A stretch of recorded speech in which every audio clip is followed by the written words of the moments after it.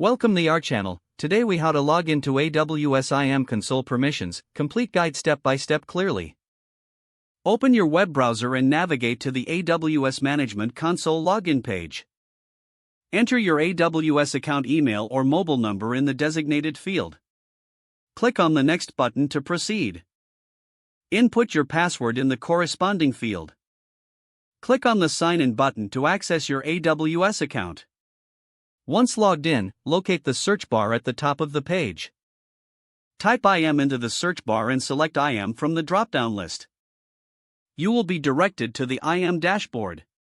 In the left navigation pane, click on Users. Select the specific user for whom you want to manage permissions. On the User Details page, navigate to the Permissions tab. Here, you can view the existing policies attached to the user. To add a new policy, click on the Add Permissions button. Choose whether to attach existing policies or create a new policy.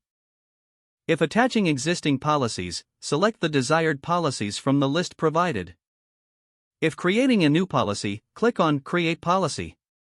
Use the Visual Editor or JSON tab to define the permission. Once the policy is configured, click on the Review Policy button. Provide a name and description for your new policy. Click Create Policy to finalize and save your new permissions. Return to the User Details page to attach your newly created policy. Click on Add Permissions again and choose Attach Existing Policies directly.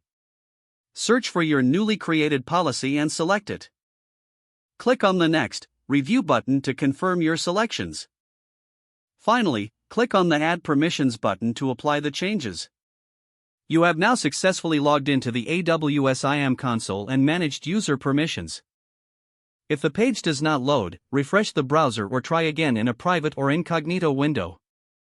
Make sure you are using the correct email address, then retype it carefully to avoid small typos.